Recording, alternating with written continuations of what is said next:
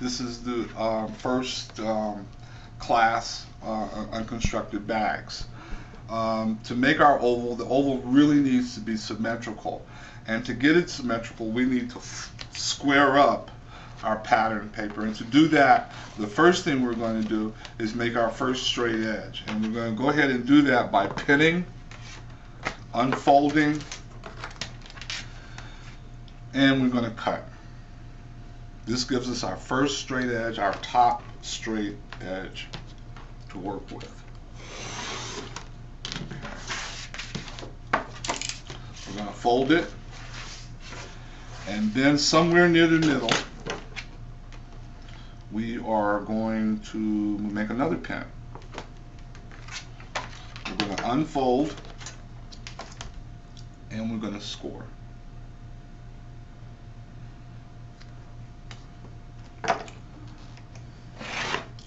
To make sure that our score line is perfectly straight, we're going to test it by, in the middle of it, making a little pin.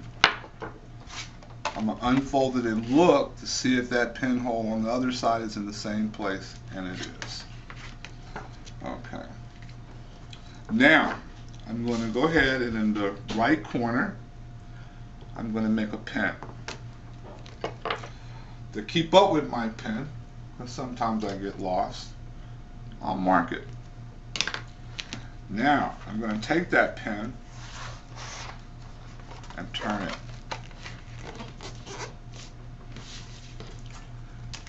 And I'm going to line up my pinholes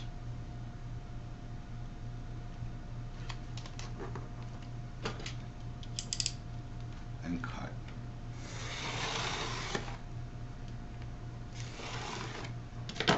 Okay. Next, I'm going to fold. Come down. I'm going to pin one of my corners. I'm going to fold, pin again to duplicate that pin on the other side, unfold, and cut. Okay. At this point, no matter how we fold the paper, every edge should be matched. Even, even, even. Your pattern paper is now symmetrical, and you can start to make your oval. Okay, the next thing we need to do in making our unconstructed oval pattern is to make our oval. I've already determined the shape that I wanted my oval to be, and on 1/4 of my pattern, because you can see it's in 4s, I've made my shape. Now to duplicate what I'm going to do is, once I've done this, what I'm going to do is start cutting.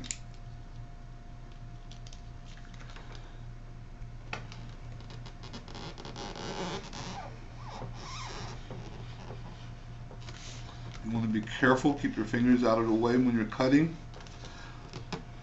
Nothing worse than losing a finger over a handbag. Fold. This is how I do it.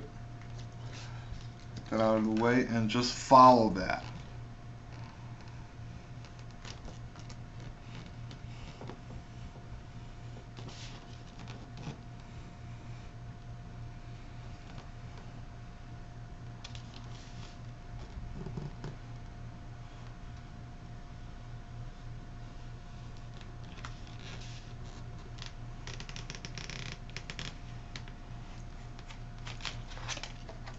And now I have my oval. And this is the bottom of my bag. I'm going to take this master, bottom, cut 1, fabric, put that information there, and the name of your pattern, oval tote. Okay? And that's what you're going to do. You can also, you're going to notch this. And you notch your patterns by clipping away at your corners. Notches help you with alignment to keep everything in its proper place and your bag symmetrical. So notching is very important. After you've notched it, this is what the bottom of your bag should look like. Okay? The next thing we're going to do is make our front and back.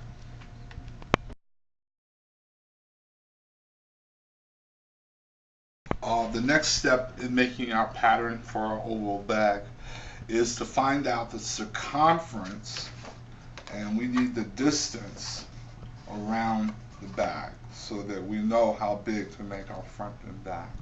And the way we do that is by a technique we use called walking the pattern. And the way we walk the pattern is, what I've done is I've already cut a strip, I scored it, and I straightened one edge.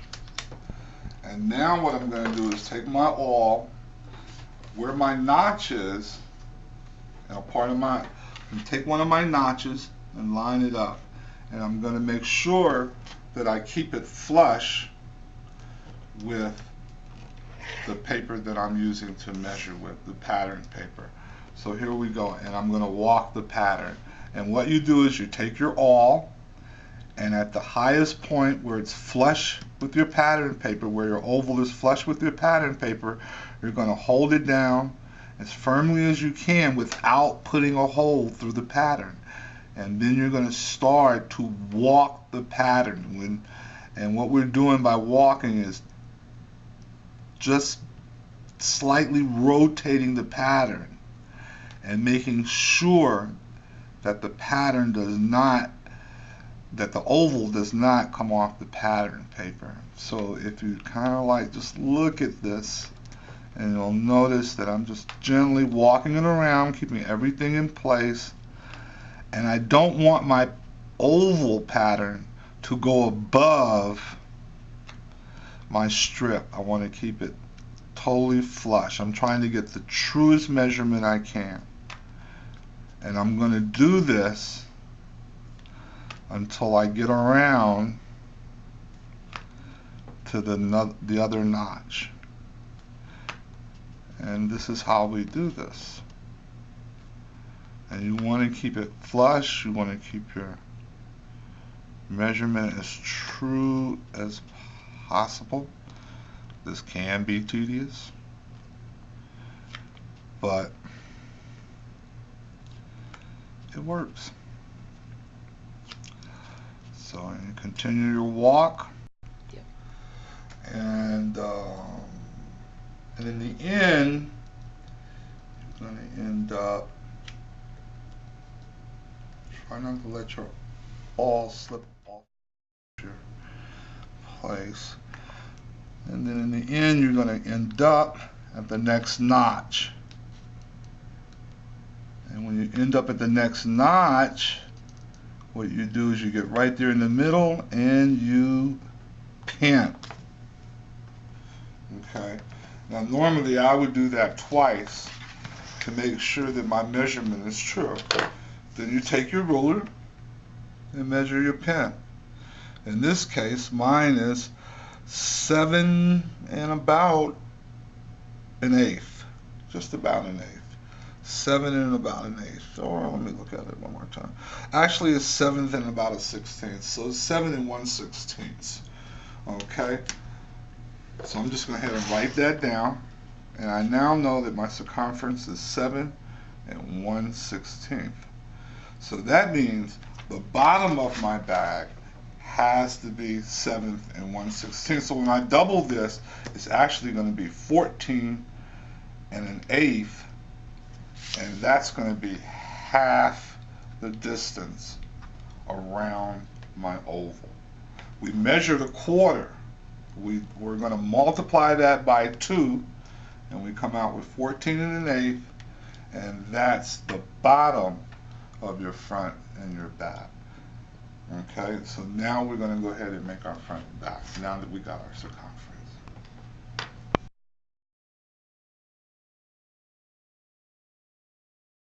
The next step in our oval bag is to make our front and back. I'm going to start by scoring our paper down the middle and creating our straight edge to work from.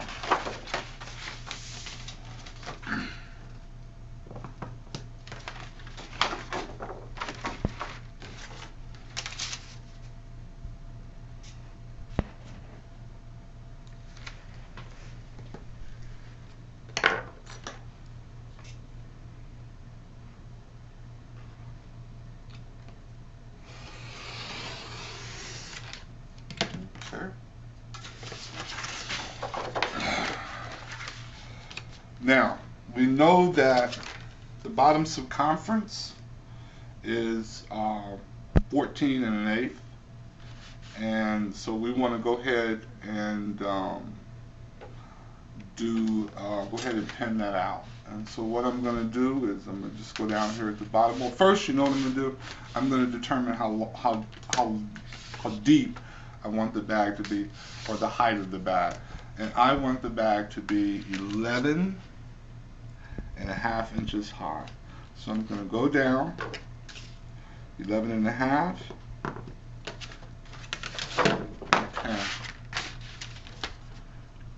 and cut.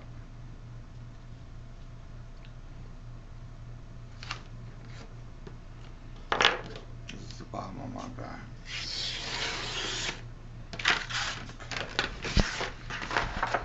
I know that the bottom circumference is 14 1/8. To do that, this is going to be 7 1/16. So I'm going to go down here at the bottom and get 7 1/16 and pen. Now I have to determine how wide I want the top. If I make the top wider than the bottom, then the bag is going to have an angle like that.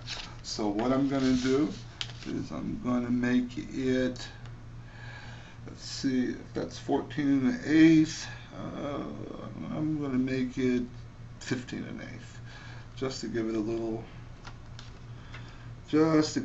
shape. And then I'm going to pen. I'm going to take my pen holes, line them up,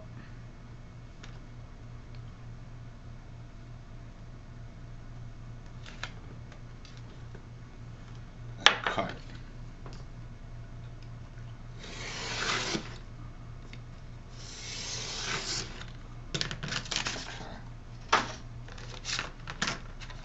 This is the shape of our bag. It has just a slight angle inward. Our bottom is 14 1/8. Our top is 15 1/8, which is exactly what I wanted. Okay, take this, front, back, master, cut to oval bag. We now have our front and back. Next, we need to make some straps for our bag, and the pattern will be finished.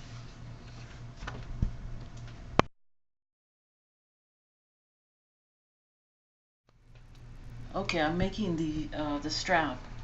I've already scored my paper and straightened one edge, and I'm going to make this symmetrical. So I'm going to pin about here and score the opposite way.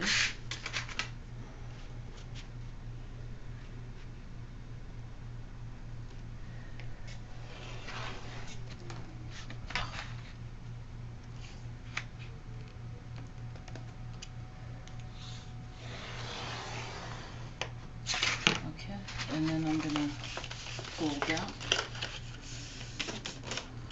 I'm going to make an inch strap, so I'm going to just measure out a 1/2 inch from the fold line.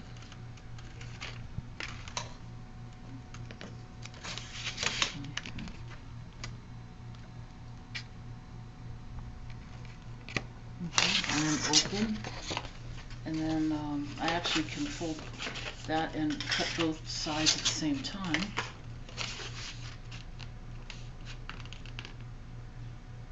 Cutting between my two pins.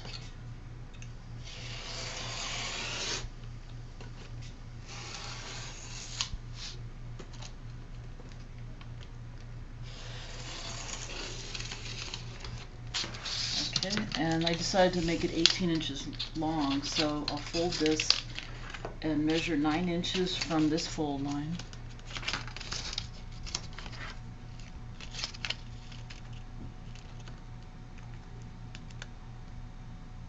And pin.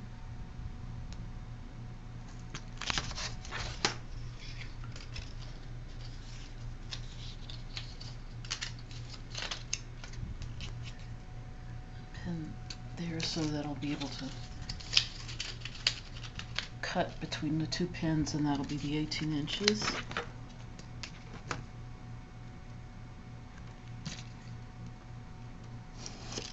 Okay, so this is your strap master, and these will be stays for your strap, and you're going to use 2 of these for each strap, and I'm going to show you how we're doing the outside pattern for this. Okay, I'm making the outside pattern for my strap. I'm scoring the paper in the middle, folding, and get about the middle of this side. Score between the pins.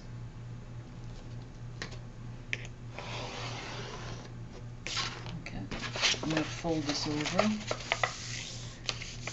Okay, and at this point I'm just going to measure for my little space in between the two stays. This is a little space that I have to allow, which will be a pencil line. I'm going to do a 1/16 of an inch here,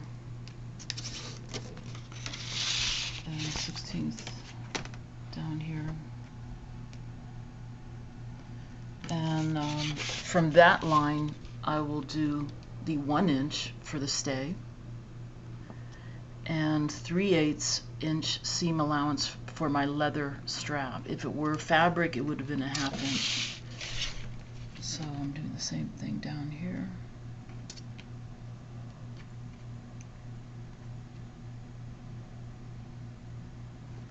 Okay, and since this line is this is my cut line, this 3rd pinhole, so all I got to do is cut it between those 2 pins.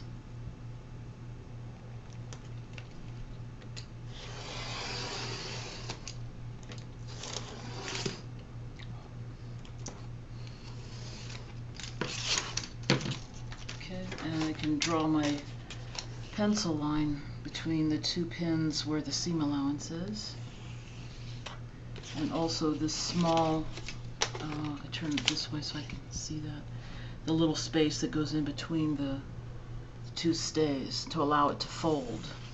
Okay, and then it's going to be 18 inches, so I'll just measure the 9 inches from my fold and pin, and from there I would measure 3/8 for that measurement. Okay, so 9 and the 3/8. Okay, that's where I can cut it, because that's where the fabric will end, or leather, and then I'll do my pencil line where my seam allowance is. Okay, now I'm going to notch where my seam allowance is going to be. So when I drew my pencil line across, I was able to find where that would be. So I notch those places so that when you line everything up, it'll line up good. So